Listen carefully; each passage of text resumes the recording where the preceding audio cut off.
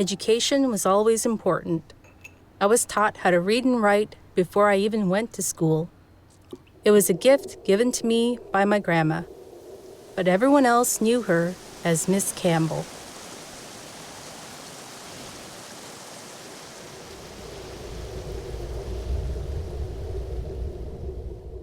Thank you for everybody who's tuning in. I'm Mike Fardy with the Nickel Independent Film Festival. I'm here with Sandy May and Heather Campbell, who is the director of Miss Campbell, Inuk Teacher. Thanks so much for joining us today, Heather. Oh, thanks for having me. So I just wanted to start out with just a question to you about how you got your start in film. How did this documentary sort of come together, this idea? The National Film Board had a call for submissions for films from people from Labrador. And I was a bit hesitant at first because I was living in Ottawa at the time. But I contacted them to say, well, if no one from Labrador applies, they're like, don't worry about it. You're still eligible. So I gave it a shot and here we are. Amazing. So was this your first sort of foray into film, or had you had some prior experience? Many, many years ago, I had applied for a program with Saw Gallery in Ottawa when I first moved there, but project kind of fell through. But I did get like a little taste of camera work and editing way back then. It must have been 20 years ago or something. So a lot had changed, and yeah, it was. I actually had my own camcorder, and a lot of the sort of archival shots that you see in the film are from the camcorder that I got in I think it was 1999, maybe. Wow. Yeah. And you're a visual artist as well. So how did you find? Do you find that being a visual artist really helped you into thinking of storytelling in a filmmaking way, or how did the two kind of coincide? Um, yes and no. I think it made me realize that I'm probably more interested in the editing part of it because it deals a lot more with like the visual aspects of a film that I thought were really fascinating. Um, but also, of course, the film includes my own artwork. So we've got sort of uh, the main storytelling part, but then we have shots of me creating as well as animated sequences. So all of that I drew myself, and then they were animated by Glenn Gear. Oh, amazing. And so when you were planning out the project, did you think of the film side first and then approach the art and the animation once you sort of had the story together in the editing? Um, of course, I was thinking more about my grandmother and her story. Like the way that I was thinking of it in the beginning was for it to be just a straight documentary, but it was sort of encouragement from the NFB that got me to include the animated sequences, and that sort of got me thinking about, well, how I don't want it to put it in there just as like an add-on. Like, what is it that part would tell? And it's symbolic of sort of the information that I was gathering about my grandmother in each sort of sequence. And then that's how we kind of blended them together and then ended up with that animated sequence at the end. That's great. And Sandy, I know you had a few questions. Feel free to jump in with any whenever you'd like. Visually the film is really beautiful, but just like back to your point of like the animation, like that was a way for you to kind of symbolize the stuff, some information, these stories about your grandmother. But I just really loved that it pulled like your own threads together, like I loved, just that you were able to capture just kind of those different generations, by piecing them together like that. So I guess, the question I'm kind of, did you, when the NFB had the call out, like, is that did you know you wanted to tell that story about your grandmother? Like, how did you? Why was that important for you to tell that story about her? Um, I had thought about it before. Like I had done an interview with her for Inuk Teacher magazine, like over 20 years ago, and I had the tape of her voice, like our recorded interview, and I had lost it when I moved. Like basically, I was looking for it, couldn't find it, but yeah, it was lost in the move from when I moved from Ottawa to Labrador. But, yeah, it was sort of inspired mainly by that, wanting to have a larger audience for her story, and it was also inspired a bit by the MICAC project that was going on, in Northern Labrador, just a few years before that. I had always wanted to do, what they were calling digital stories at that time, Mhm. where they're mainly like, slideshows with a voiceover on top.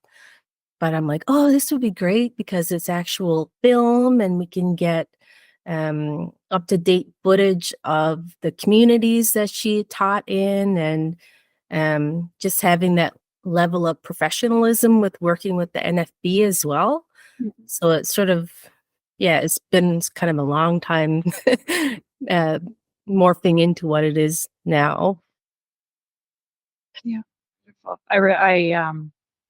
Yeah, it really captures like just something so like about her, absolutely, but also your relationship to her is just really it's a great story. So, yeah. And you mentioned in the film too that you're capturing the story and you're informing so much to the audience about your grandmother and also, the town and uh you mentioned that through that process you also learned some new information as well. So can you talk a bit about how you were some of the new like information that you learned and how this project kind of brought that out? Oh, it was it was interesting and it was difficult at the same time because I had actually done a lot of interviews, uh, during before and during the shooting process. So I'd interviewed, a few members of my own family as well as former students of my grandmother. And, I got their stories and it gave me a better understanding of, what the whole education system was like back then, but then also what it was like in each in the two individual schools that she worked in. But I was so sad because in the end we couldn't use all of it. Um, I think as a filmmaker, it's easy for you to kind of have that built-in knowledge Right. of a subject matter, especially if it's your own family. But when you try to piece it together in the film, you're not understanding maybe that, the audience doesn't have that same knowledge.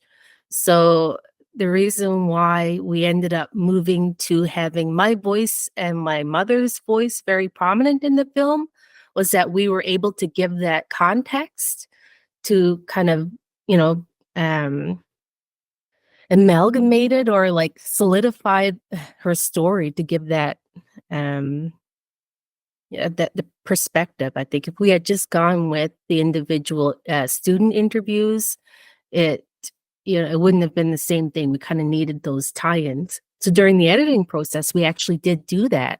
We had sort of like an interview and then me and maybe another interview, but it was so long that it was very difficult to kind of include the stories. We ended up using myself and my mother to kind of um I guess, funnel those stories through us rather than having the actual stories themselves. Mm. So, yeah, it's challenging to have only 15 minutes, that's for sure, for a whole life.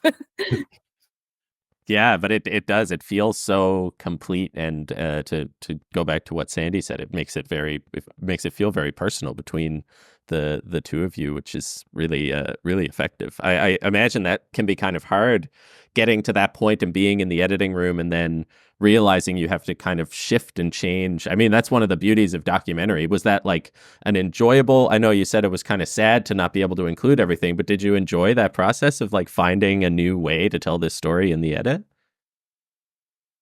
Um, yeah, I mean, it gave me a lot of insight, I think, into the storytelling aspect of it and thinking more about the audience than about, like, I think it was very centered on my grandmother's story and our family and how it would be taken by our own community, then by the Inuit community, and sort of down to Indigenous and then general audience. So, being more audience focused, I think, in the editing process was really interesting to me. And I don't know if I would have been able to make the film without going through that process with the editor. So I think that was really interesting, as well as sort of like the color correction and the sound. Like that was really fascinating to me too. I love that part. Mm. Sandy, I'll throw it back to you if there's anything else. Well, I mean, I'm kind of curious if you have any plans to do more filmmaking. It sounds like it was a interesting, experience for you.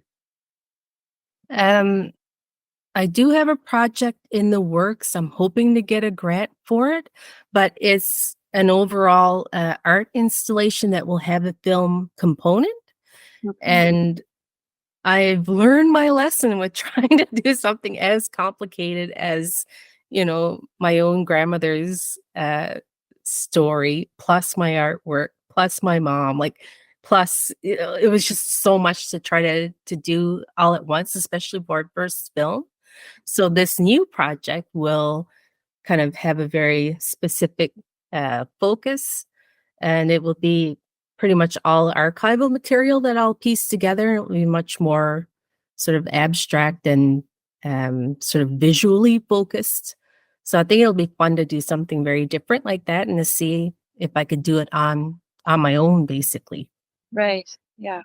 Well, yeah, I mean, I look forward to, I hope you get the grant and I look forward to whatever else you do. It was, did a wonderful job with the film and yeah. So.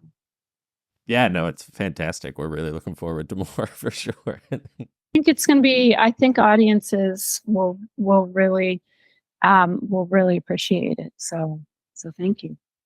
Oh, thank you.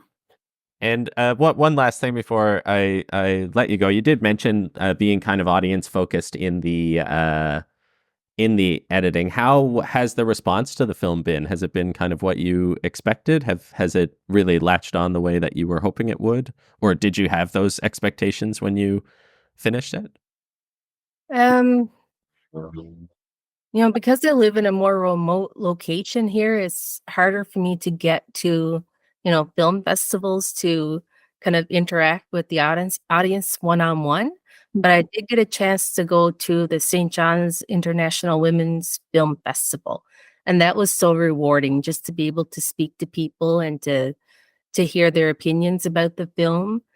And then sort of compare that to, we had a cast screening here in Northwest River last summer before it was launched out into, the film festival world.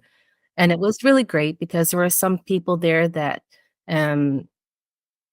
knew my grandmother well, and they appreciated how she was portrayed, and they also knew things or learned things about her that they didn't understand before, such as the abuse that she had suffered in the schools. So I think it really helped sort of give people a better understanding of why she was the way that she was. And I think that was very important to me to especially for some of her former students to kind of, have a different perspective maybe after seeing the film.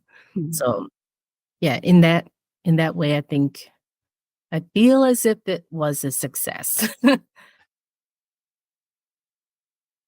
Well, I mean, we really latched onto it, and I think that the audience is going to as well. So, yeah, I mean, again, thank you so much for making the film and sharing it with us. And we really can't wait to see what else you make and what your next sort of project is going to be.